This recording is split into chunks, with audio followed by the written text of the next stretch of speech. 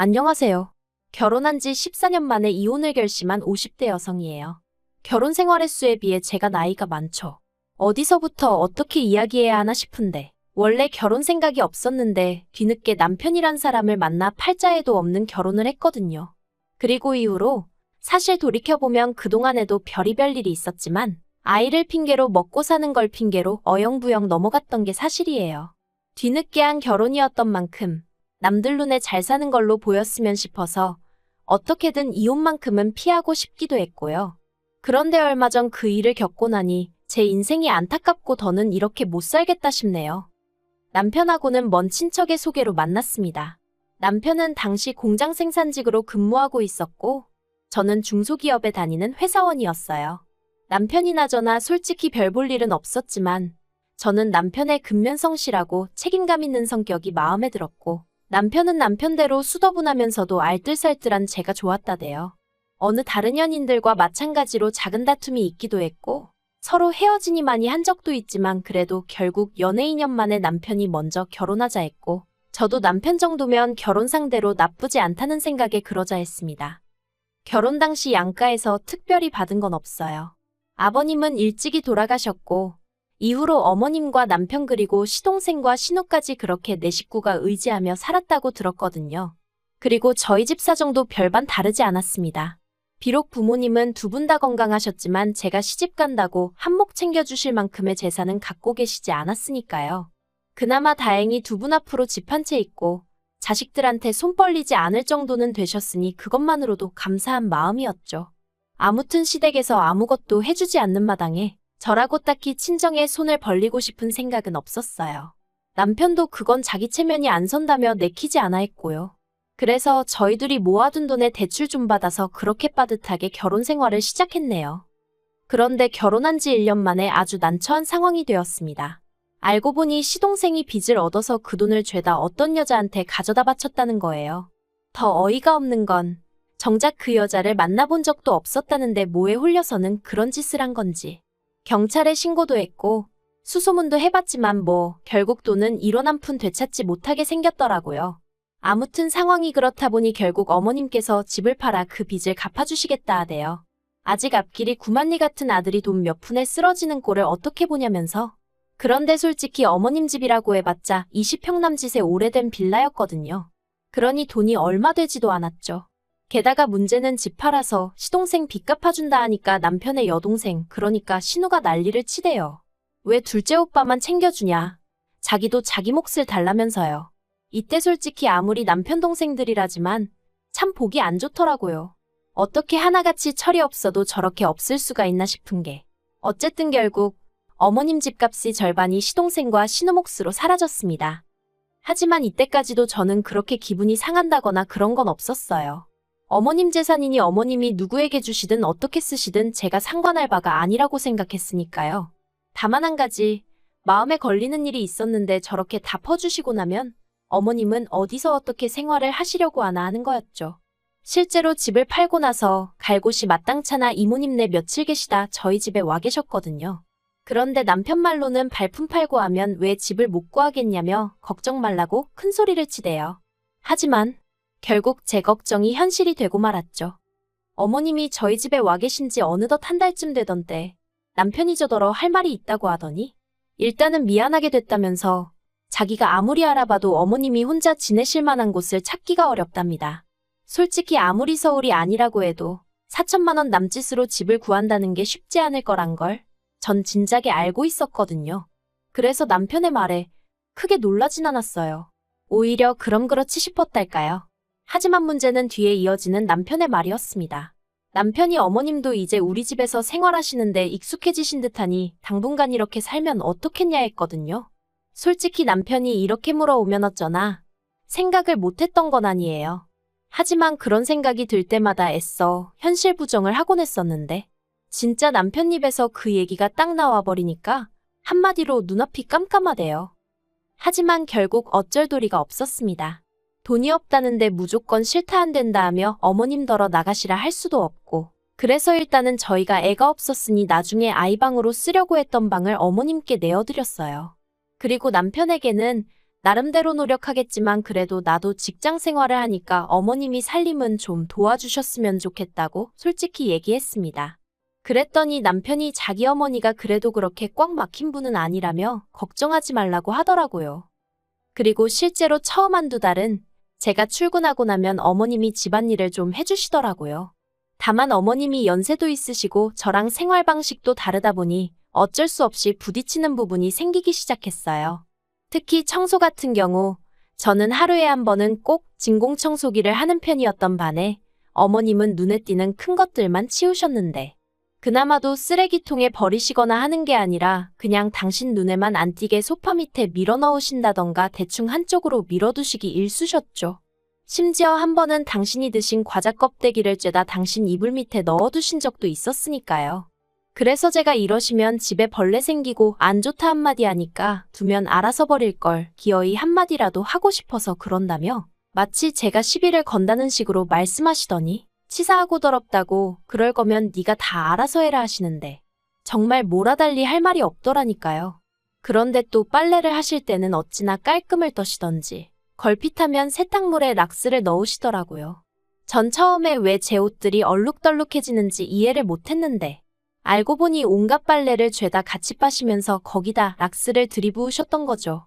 더 황당한 건 정작 어머님 옷을 빨 때는 안 그러셨다는 거예요. 그리고 그런 일이 몇 번이고 반복되고 나서야 어머님이 살림하기 싫다는 걸 그런 식으로 시위하셨다는 걸 알겠더라니까요. 하지만 남편에게 이야기를 한들 남편은 오히려 제가 어머님을 모함한다는 식으로 오해를 할 뿐이었고 그러니 저도 더는 남편한테 하소연하고 싶지 않더라고요. 그래서 이후로는 그냥 제가 되는 대로 청소도 하고 빨래도 하고 그렇게 살림을 했어요. 힘들어 안 되겠다 싶은 날은 남편한테 하라고 시켰고요. 그러면 어머님은 그게 또 못마땅하셔서 집에 여자가 둘이나 있는데 왜 남자가 살림에 손을 대냐고 역성을 내셨지만 저도 저대로 제 방식대로 밀고 나갔네요. 그러니 어머님하고 제 사이는 날이 갈수록 불편하고 안 좋아질 수밖에 없었죠. 게다가 저를 힘들게 하는 건 그뿐만이 아니었습니다. 어머님과 합가한 지 1년 좀 지나서 제가 지금의 딸을 갖게 되었어요. 하지만 어머님께서는 여전히 살림을 도와주실 생각이 전혀 없어 보이시대요. 오히려 어머님은 당신은 예전에 임신한 상태에서 애 하나는 없고 애 하나는 손잡고 그런 와중에도 살림을 했네 돈을 벌었네 그런 말씀이나 하셨으니 한마디로 엄살 떨지 마라 유세 부리지 마라. 솔직히 그럴 생각도 없었지만 그런 어머님의 반응에 참으로 서운했고 그때진 응어리는 10년이 지나도 풀어지지가 않네요. 아무튼 그래도 다행히 그때 제가 다니던 회사 사장님이 저를 워낙 좋게 봐주셨거든요. 그래서 마음 편히 애 낳고 오라고 해주셔서 덕분에 1년 반 후에 회사에 무사히 복귀할 수 있었어요. 그리고 제가 회사에 안 나가고 집에 있던 그 시간 동안 무슨 일이 있었는지는 구구절절 얘기하지 않겠습니다. 한마디로 지옥 그 자체였거든요. 그래도 제가 한 가지 어머님께 감사하게 생각하는 게 있다면 저희 딸이 어린이집 가기 전까진 그나마 어머님 덕을 봤다는 거예요. 물론 공짜는 아니었어요. 전 좀 어이없다고 생각하는데 솔직히 처음부터 어머님을 모시기로 하고 제가 결혼을 한 것도 아니고 어쩌다 보니 어쩔 수 없이 어머님을 모시게 된 상황에서 어머님한테 고생한다 수고한다 한마디 못 들어봤었거든요. 생활비는커녕 저 뭐라도 하라고 단돈 10,000원 주신 적도 없으시고요. 제가 돈 10,000원이 없어서 이런 말을 하는 게 아니라 솔직히 제 친구들은 시어머니가 이거 사주셨다 저거 사주셨다 별자랑을 다 하던데 저는 그쪽으론 참 복이 없었어요. 그리고 그런 와중에 제가 아이를 두고 출근을 해야 하는 상황이 되었을 땐 그래도 솔직히 이번만큼은 어머님이 도와주실 거라 생각했어요. 그리고 당연히 얼마라도 챙겨드릴 생각이었거든요. 그런데 어머님이 먼저 얼마를 줘야 애를 봐주겠다고 말씀을 하시더라고요. 사람 말이라는 게 아다르고 어다르다는데 기분이 영 별로대요. 게다가 어머님이 부르신 액수가 제가 생각한 액수보다 훨씬 높은 거예요. 그나마 이 부분은 남편이 어머님한테 사정사정해서 좀 깎았지만요. 그래도 어쨌든 덕분에 회사 계속 다니면서 돈 벌고 애도 잘 커졌고 그래서 감사하게 생각하고 있네요. 하지만 이런 감사한 마음과 별개로 지난 세월 동안 제가 생각해도 정말 고생을 많이 했어요.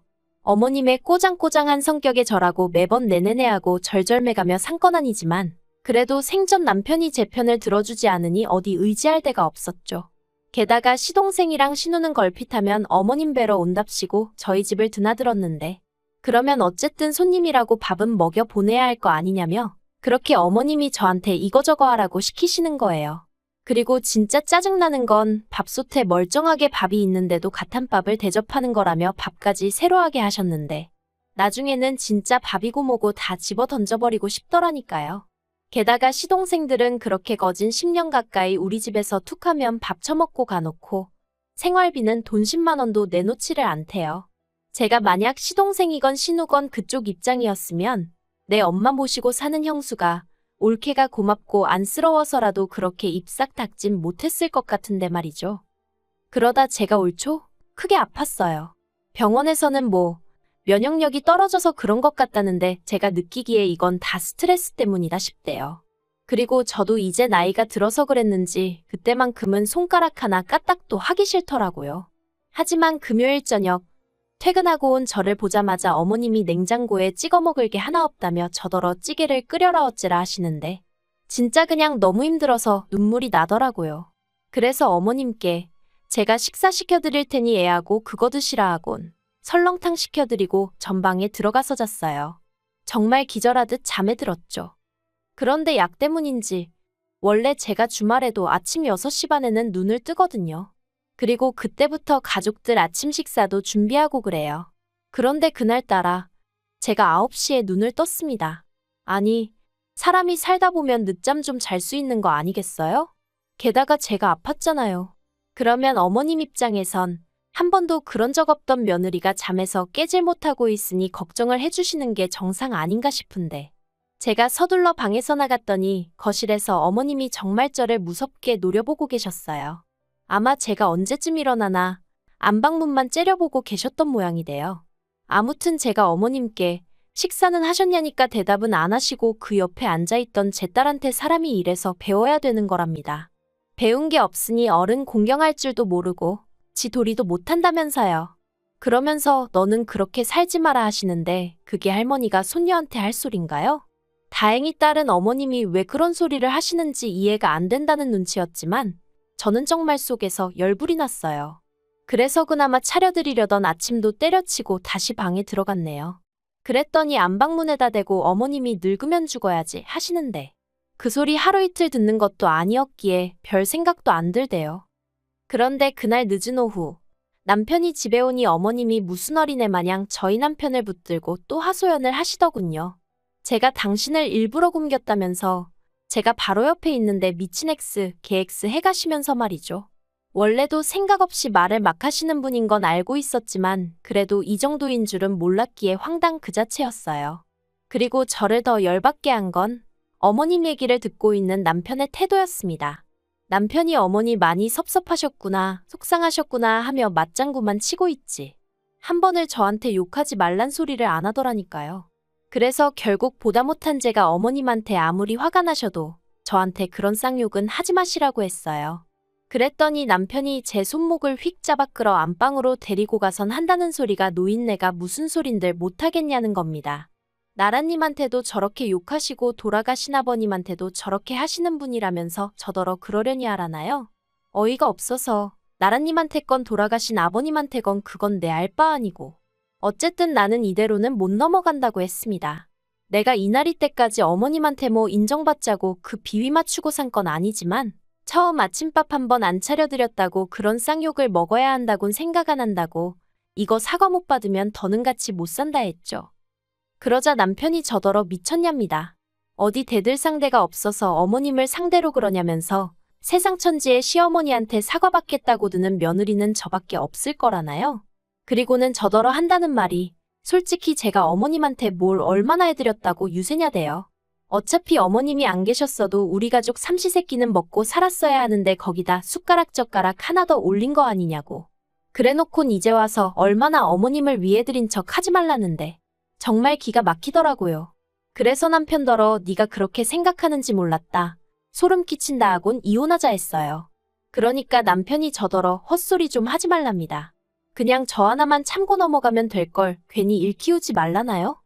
그리고 솔직히 이후로 또 몇 달 동안 이혼 생각을 하면서 정작 행동엔 옮기지 못하고 있었어요. 가장 마음에 걸린 건 아무래도 딸하고 돈이었죠. 딸을 제가 키우고 싶은데 그러면 살 곳도 마련해야 하고 어쨌든 제가 직장이 있긴 했어도 이혼하고 나면 수입이 반토막 나는 거니 그걸로 둘이 살 수 있을까 걱정도 되었고. 그래서 이도저도 못하고 있었거든요. 그런데 지난달 초 저희 어머님이 위암 판정을 받으셨네요.